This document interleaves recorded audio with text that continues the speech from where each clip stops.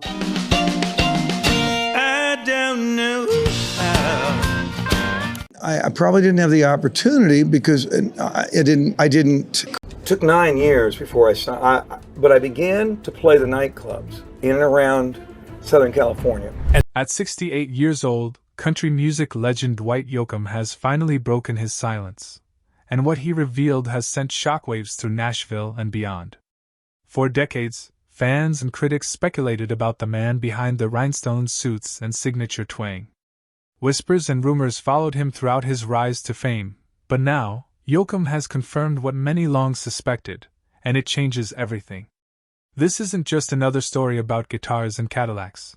This is the real Dwight Yoakam, unfiltered and finally ready to speak. Path to stardom. Before becoming a household name in country music, Dwight Yoakam's journey to stardom was shaped by grit, relentless determination, and rejection. In the late 1970s and early 1980s, he began performing in small venues around Southern California, a region not known for embracing traditional country music. While Nashville leaned into the polished, urban cowboy sound, Yoakam remained loyal to a raw, rockabilly-infused Bakersfield style he dubbed hillbilly honky-tonk. This refusal to conform initially made it difficult for him to book gigs, but it also set him apart. Performing 5 sets a night in rough barrooms where fights broke out and beer bottles flew, Dwight treated each show as a chance to sharpen his craft. Without label support or mainstream appeal, he relied on word of mouth, winning fans one song at a time. In 1976, Yoakam tried breaking into the Nashville scene but quickly realized that the city's industry focused more on songwriters and polished studio acts than on gritty, high-energy performers like him. Rather than compromise, he chose to break through from the outside. This choice laid the foundation for a revolution in country music. His authenticity and raw stage presence earned him a loyal fanbase long before he ever had a chart-topping hit. By the time he released Guitars, Cadillacs, it wasn't just a song, it was a battle cry from a man who refused to abandon his roots. Breakthrough with Guitars, Cadillacs. Dwight Yoakam's 1986 debut album Guitars, Cadillacs, etc., wasn't just a strong first release, it was a jolt of electricity for a genre drifting toward pop.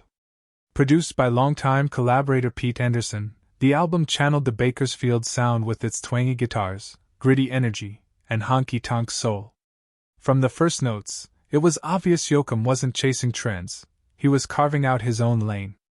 The lead single, a cover of Johnny Horton's Honky Tonk Man, quickly climbed the charts and introduced Yoakam's unique sound to the nation.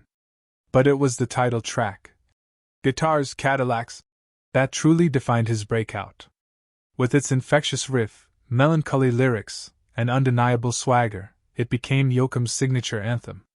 Its crossover appeal in both country and urban markets showed there was a hunger for something more authentic, a return to the genre's roots.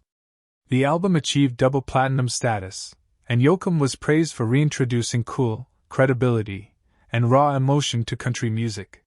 He wasn't just another artist, he was a revivalist and a revolutionary. Dwight's respect for country's pioneers, combined with his rebellious attitude and vintage persona, set him apart. Guitars, Cadillacs launched his career into the stratosphere. He went from dive bars and LA clubs to sold-out venues across the country. More importantly, he proved that the industry, and Nashville, still had room for risk-takers who refused to play it safe. His success paved the way for countless artists, and secured his place as a permanent figure in country music history. Beck and the Unexpected Evolution. Dwight Yoakam's collaboration with alternative rock icon Beck marked an unexpected and transformative chapter in his career. Known for blending genres and defying conventions, Beck brought a fresh, experimental approach to Yoakam's traditionalist roots. Their creative partnership began during the production of Yoakam's 2012 album 3 Pairs, where Beck co-produced 2 tracks. This unlikely pairing bridged generational and stylistic divides, proving that country music could evolve without losing its soul. Beck encouraged Yoakam to embrace a freer studio process, blending emotional honesty with sonic innovation. A pivotal moment in their collaboration came during the recording of A Heart Like Mine, Yoakam had recorded a scratch track with electric guitar, an instrument he rarely led with, but Beck insisted he keep the take. This became a turning point for Yoakam, who let go of perfectionism and rediscovered the raw immediacy that had defined his early performances.